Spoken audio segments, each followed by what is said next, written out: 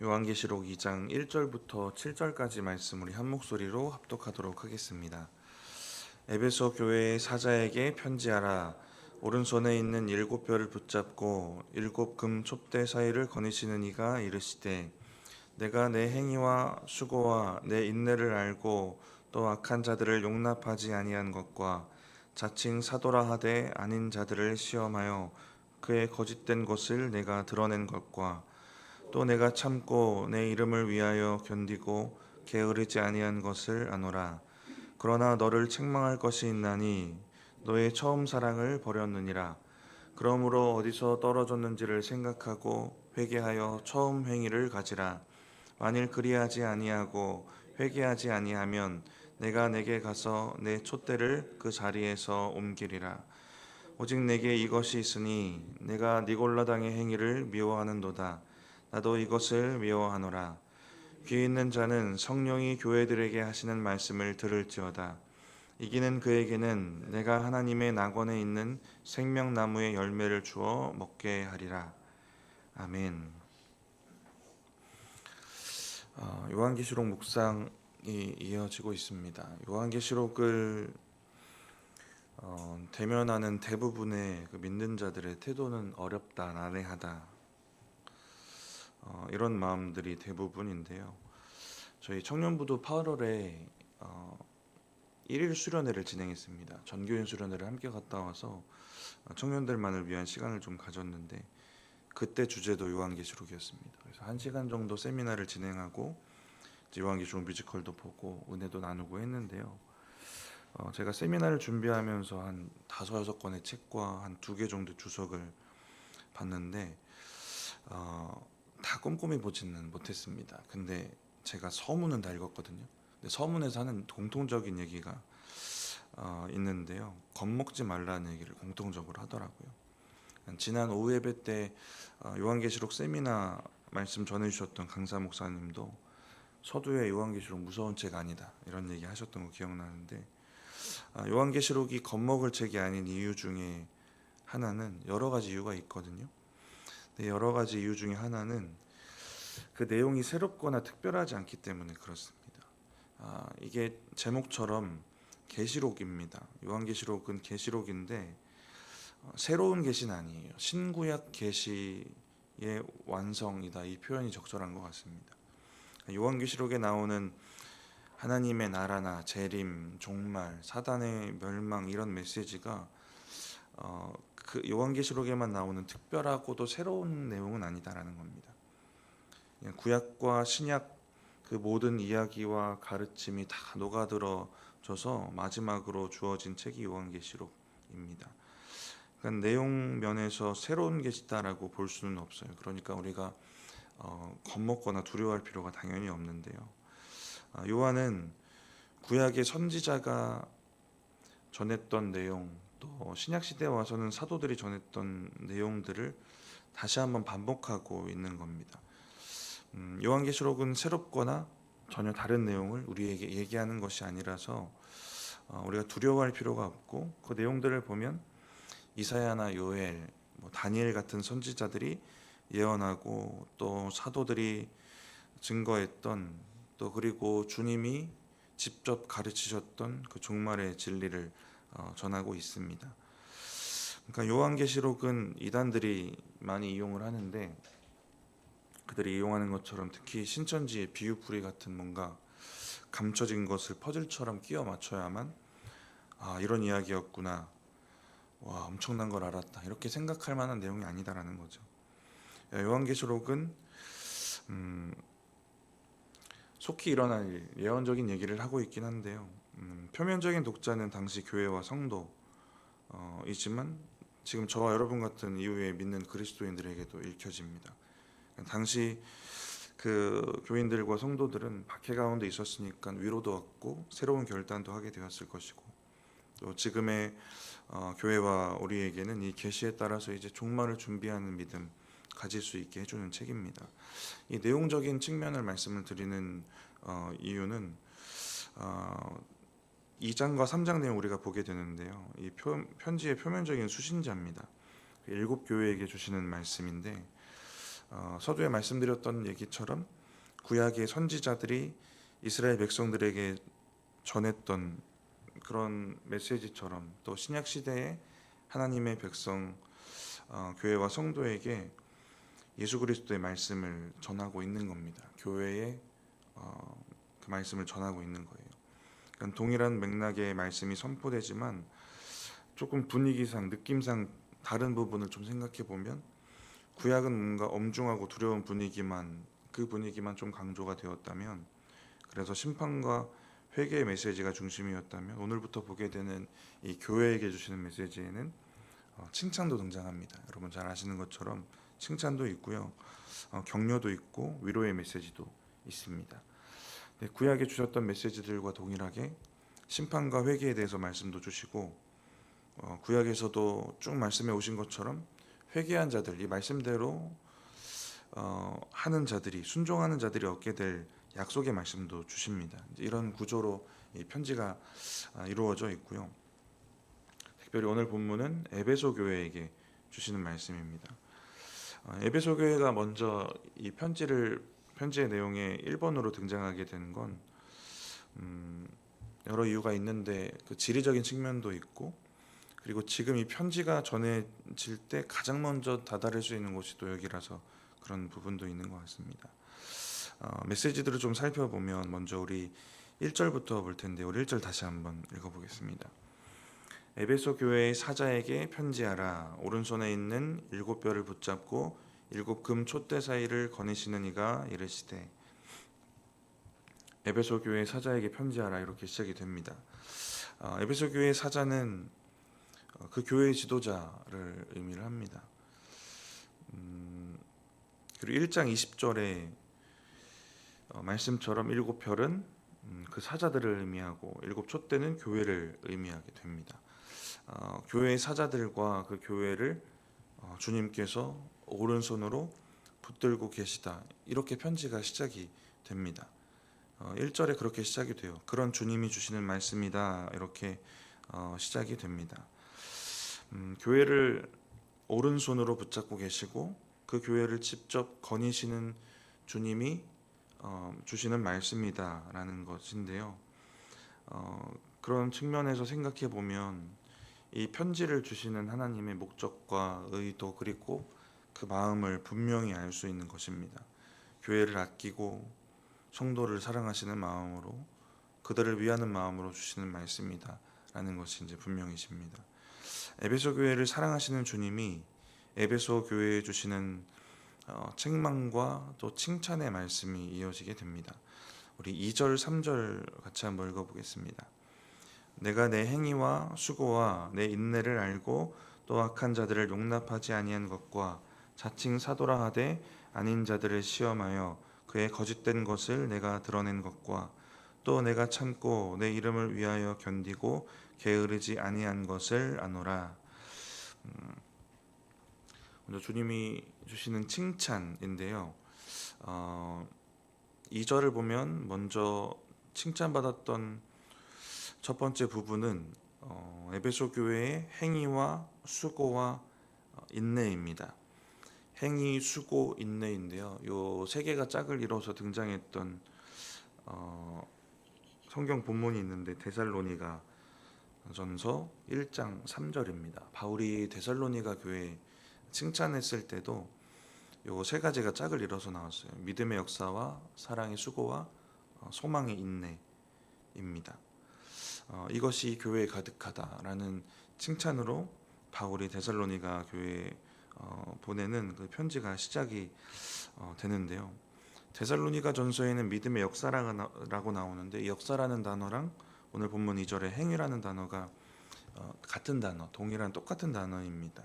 그러니까 믿음의 행위, 또 수고, 또 믿음의 인내, 이런 것들이 데살로니가 교회에도 충만했던 것처럼 에베소 교회에도 그러한 모습들이 충만했다라는 것을 알게 되고 또 그것을 칭찬하고 있는 것을 우리가 보게 됩니다. 그러니까 이것은 잘하는 교회가 칭찬받는 가장 중요한 표지 중에 하나인데, 그렇다면 이건 어느 교회든지 가져야 되는 교회의 삶의 방식이기도 하고 성도의 삶의 방식이기도 한 것입니다. 믿음으로 사는 교회였고 믿음으로 사는 성도였다라는 것을 알 수 있고요. 두 번째 칭찬은 악한 자들을 용납하지 아니한 것과 자칭 사도라 하되 아닌 자들을 시험하여 그의 거짓된 것을 내가 드러낸 것을 칭찬한다라고 하시는데, 약한 자들은 거짓 교사들 얘기를 하는데 자칭 사도라 하는 자들입니다. 에베소 교회 초기 그 바울이 사역할 때부터 이런 문제가 있었습니다. 그래서 바울이 사도행전 20장 이렇게 얘기를 해요. 내가 떠난 후에 사나운 이리가 여러분에게 들어와서 그 양떼를 아끼지 아니하며 또한 여러분 중에서도 제자들을 끌어 자기를 따르게 하려고 어그러진 말을 하는 사람들이 일어난 줄을 내가 아노라. 그러므로 여러분이 일깨어 내가 3년 밤낮 쉬지 않고 눈물로 각 사람을 훈계하였던 것을 기억하라. 이렇게 얘기를 합니다. 읽어드렸던 말씀처럼 제자를 끌어들여서 자기를 따르게 하려고 어그러진 말을 하는 사람들, 자칭 사도다, 내가 사도다라고 말하면서 자기의 말로 미혹하고 끌어들이는 사람들이 이 에베소 교회 안에 들어왔던 것입니다. 에베소 교회에 거짓 교사들이 들어왔던 일들이 있었고, 에베소 교회는 그런데 지금 편지가 쓰여지는 이 순간까지 계속해서 거짓 교사들로부터 자신들을 잘 지켜왔던 교회다라는 것을 알 수 있습니다. 2절 말씀처럼 그 거짓 교사들을 분별하기 위해서 그들을 시험하고 분별하기 위한 그 수고와 인내를 보여주었던 것도 구체적으로 칭찬이 됩니다. 이렇게 자기의 믿음을 잘 지켜왔던 교회예요. 6절 말씀을 우리가 먼저 좀 보면 같은 맥락 가운데 주시는 칭찬입니다. 우리 2장 6절 말씀 우리 같이 한번 읽어보겠습니다. 오직 내게 이것이 있으니 내가 니골라당의 행위를 미워하는도다. 나도 이것을 미워하노라. 니골라당은 신전에 바쳐진 음식을 먹어도 된다, 먹는 것이 가능하다라는 이런 주장부터 시작해서 에베소 지역에 있는 우상 숭배 문화에 참여해야 된다 이런 식으로 가르쳤던 사람들입니다. 에베소 교회에 대한 에베소 지역에 대한 얘기를 좀 하면, 에베소는 그 로마라는 그 로마 지역 자체를 제외하고 로마 제국의 3대 도시 중에 하나가 에베소입니다.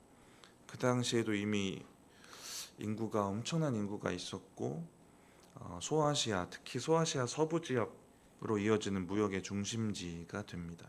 당시에 큰 세 개의 무역로가 있었는데 다 에베소를 지나가요. 이 무역로를 지나서 이제 우리가 요한계시록 가운데 보게 된 라오디게아, 골로새, 갈라디아, 사대 이런 지역으로 이제 이어지게 됩니다. 그러니까 에베소가 그래서 소아시아 지역 중에 가장 먼저 복음을 받았고, 이 에베소를 통해서 또 복음이 잘 전해지는 복음의 중심 지역, 통로가 되기도 합니다.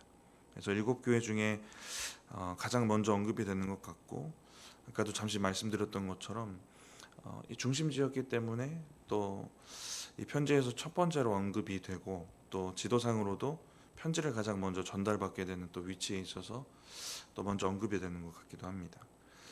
또 에베소 지역의 특징 중에 하나는 우상 문화입니다. 아데미 여신을 숭배했는데 아데미 신전이 있습니다. 아데미 신전은 지금도 세계 7대 불가 사이로 알려져 있는데 규모가 커서 그래요. 길이가 130m가 넘고 넓이가 67m, 높이가 18m가 넘습니다. 엄청난 규모를 가지고 있는데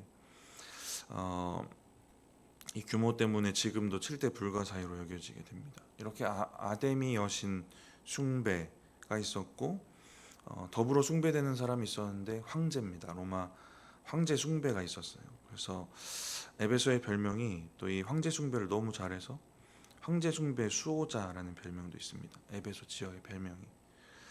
아데미 신전에서 일하는 자들의 숫자가 엄청났고, 그 신전 창녀들이나 신전 일하는 사람들도 엄청났고, 바쳐지는 재물들을 있었고, 숭배자들의 숙직에 대한 문제도 있었고, 또 에베소 화폐에도 아데미 여신과 신전의 그림이 그려져 있고, 또 아데미 여신의 그 여신상을 만들어 파는 세공업도 발달했습니다. 그래서 사도행전에 있었던 사건 중에 여러분 잘 아시겠지만 바울이 에베소에서 사역할 때 여신상을 만들던 세공업자들이 되게 많았는데 그 중에 한 명 데메드리오라는 사람이 있습니다. 근데 이 사람이 예수 믿는 사람 잡아다가 다른 사람들 선동해서 집회를 벌이기도 하고 했던 사건이 있습니다. 그러니까 이들이 이제 먹고 살기 위해서는 우상이 필요했던 것이고, 근데 그 우상을 부정하는 복음과 그걸 믿는 자들, 그 복음을 전하는 자들이 다 거슬렸던 것인데, 이렇게 아데미 여신을 섬기는 자들의 선동이 있었고, 그 당시 숙식 문제나 재물 문제나 신전에서 일하는 사람들이나 화폐 그 신전 그림이 써 있던 것, 이런 것들을 다 종합해 보면 이 에베소 지역의 이런 우상 중심의 문화 속에 에베소 지역의 모든 경제적인 번영과 이런 부분이 다 밀접하게 관계가 있었다는 것을 알 수 있고요. 또 황배 숭배를 하는 것을 보면 에베소 지역이 로마에서의 위치를 보장하고 사회적인 위치를 보장하기 위해서 황제 숭배가 참 중요한 부분이었구나라는 것을 알 수 있습니다. 그 지역에 사는 사람들도 이 동일한 상황 속에서 살아가고 있어요. 경제 활동을 하려면, 사회 활동을 하려면 아데미 여신을 섬겨야 되고 황제 숭배도 해야 되고 하는 그런 상황입니다. 그럼 다시 6절의 말씀 우리가 생각해 보면 니골라당의 행위를 미워했다는 건 내가 예수 믿으니까 우상 안 믿어, 이 정도 수준을 넘어서는 겁니다. 우상 숭배, 황제 중심적인 그 당시의 사회, 특히 에베소 지역의 그 사회 자체에 대한 저항이기도 한 거죠. 그러니까 에베소 교회가 니골라당의 행위를 미워하는 건 자신들이 속한 사회에서 철저히 배제당해도 괜찮다, 배척당해도 괜찮다라는 각오와 결단이 있었던 겁니다. 참 귀하고 대단한 믿음이고 대단한 교회가 맞는데요. 이어지는 4절 보면 주시는 책망이 있습니다. 우리 4절 말씀 같이 한번 읽어보겠습니다. 그러나 너를 책망할 것이 있나니 너의 처음 사랑을 버렸느니라. 네, 처음 사랑을 버렸다. 그럼 이 처음 사랑이 뭔지를 우리가 좀 알아야 될 텐데요. 일반적인 해석은 주님을 사랑하는 그 사랑입니다. 칭찬받을 만큼 신앙생활 잘했던 에베소 교회예요. 믿음의 행위와 수고와 인내가 있었고 거짓 교사들을 배척하고 3절에는 주를 위해 견디었던 자들입니다. 6절 말씀드릴 때 설명드렸던 것처럼 이들이 복음을 수호한다고 했던 건 사회에서 받을 불이익을 감수하겠다는 결단이에요. 이런 모든 것들을 견뎌오던 자들입니다. 신앙생활 잘하고 있는데 책망받은 내용이랑 이걸 종합해 보면 신앙생활 잘하고 있는데 예수 그리스도를 향한 마음이 차가운 상태입니다. 신앙에서 칭찬받는 부분이랑 그리스도를 향한 식어진 마음이 공존해요. 이게 가능한 일인가 싶은데 생각해 보면 이런 적이 있으셨을 거예요. 네, 이미 경험하신 분들도 있겠지만 가능한 일입니다. 저도 그래서 참 깊이 돌아본 부분이에요. 개인적으로 사역자로 살면 이렇게 되기가 더 쉬운 것 같아요. 교회랑 집만 왔다 갔다 하니까 제 믿음을 지키는 게 그리 어렵진 않습니다. 목사로 사니까 믿음의 행위와 수고와 인내 이런 거는 익숙한 것이 되어버린 거죠. 근데 그래서 그 신앙을 지키는 거는 괜찮아 보이는데 반면에 하나님을 향한 마음이 너무 차가워질 때가 생기는 겁니다. 그런 순간을 마주할 때가 있어요. 그러니까 여러분도 그럴 때가 있으셨을 것이고, 그러니까 우리가 잘하고 있는 신앙생활의 모습에 속아서 주님을 향한 마음이 식어졌나 안 식어졌나 이걸 분별하지 못하면 안 되는 거죠. 주님을 향한 식어진 마음들이 우리에게 있는지를 우리가 돌아보고 처음 사랑으로 회복되는 은혜가 있어야 할 것입니다. 이 처음 사랑의 일반적인 의미를 적용해 보면 그렇고요. 근데 이 처음 사랑을 문맥적인 의미에서 좀 구체화해 본다면 이 편지의 내용 가운데, 편지의 맥락 가운데 구체화해 본다면 먼저 5절 말씀을 좀 봐야 될 것 같은데요. 5절을 보면 그 의미가 좀 확실해지는데 5절에 처음 사랑을 버렸기 때문에 이들이 잃어버렸던 게 있는데 처음 행위입니다. 우리 5절 말씀 같이 한번 읽어보겠습니다. 그러므로 어디서 떨어졌는지를 생각하고 회개하여 처음 행위를 가지라. 만일 그리하지 아니하고 회개하지 아니하면 내가 내게에 가서 내 촛대를 그 자리에서 옮기리라. 처음 마음을 잃어버려서 어딘가에서 떨어졌는데 잘 못하고 있는 부분이 생겼는데 그걸 회복해서 처음에 잘했던 그 행위를 다시 가지라고 얘기를 하고 있어요. 그럼 처음 행위가 무엇일까? 5절에 보니까 회개하고 처음 행위로 돌이키지 않으면 촛대를 옮긴다고 하셨습니다. 옮겨지는 촛대. 촛대는 교회의 의미를 가지면서 교회의 사명을 말하기도 해요. 교회의 사명 중에 특히 복음을 증거하는 사명입니다. 요한계시록 11장에도 가서 보시면 촛대가 하나님의 말씀을 증언하는 자들이 촛대로 표현되기도 하거든요. 그리고 마가복음 4장에 여러분 잘 아시는 등잔대 비유 있습니다. 등잔대가 촛대인데요. 이 비유에서 말씀하시는 것도 등잔대는 불을 밝히려고 필요한 것인데 빛을 비추는 것, 불을 밝히는 것, 이게 그리스도를 증거하는 것을 얘기를 하는 겁니다. 그러니까 등잔대의 역할을 제대로 안 하고 빛을 비추는 삶을 제대로 살지 않으면 안 된다. 등잔대는 그런 목적이 있는데 그 목적대로 살아야 된다라는 얘기를 하고 있어요. 촛대는 증거하는 삶을 사는 게 그 촛대의 목적인데 그 목적대로 살아야 된다라는 얘기를 하시는 거예요. 근데 이 등잔대 비유에 그렇게 살지 못하면 그 등불을 빼앗길 것이다라는 얘기도 하십니다. 없는 자는 그 있는 것까지도 빼앗기리라, 이 말씀을 같이 주세요. 근데 오늘 본문을 와서 보시면 촛대가 가진 사명, 불을 밝히는 것, 증거하는 사명을 제대로 감당하지 못하면 촛대도 옮기신다라는 얘기를 하십니다. 비슷한 맥락의 얘기를 하시죠. 등잔대 비유에 함께 나오는 말씀이 있는데 들을 귀 있는 자는 들으라. 마가복음 4장 23절에 등잔대 비유 주실 때 이 말씀을 하세요. 근데 오늘 본문 7절을 보시면 동일한 얘기로 시작이 됩니다. 들을 귀 있는 자는 성령의 말씀을 들으라, 이렇게 오늘 단락이 마무리가 되거든요. 이런 연관성을 가지고 해석을 해보면 촛대를 옮긴다는 건 교회가 가진 그 증거하는 사명, 전해야 되는 사명, 이걸 감당하지 못하면 그 사명을 옮기신다는 것인데, 이 사명을 옮겨버리면 그 촛대 자체인 교회, 그 교회의 존재 이유가 사라져 버리는 겁니다. 처음 행위는 그리스도를 증거하는 일을 말하는 것이다라고 우리가 생각해 볼 수가 있겠죠. 근데 이건 처음 마음을 소유했을 때 이들이 행했던 일입니다. 처음에 주님을 뜨겁게 사랑했을 때 예수님을 향한 뜨거운 마음, 첫 마음을 가지고 예수님을 뜨겁게 증거했던 그 일을 잃어버린 거예요. 지금 이 편지를 보게 되는 에베소 교회는 이제 바울이 복음을 전했던 이제 1세대 에베소 교인들을 지나서 2세대 교인들이 속해 있는 교회입니다. 근데 이들은 처음 마음, 처음 행위를 잃어버렸던 것 같아요. 그러니까 1세대 교인들 마음이 얼마나 뜨거웠겠습니까?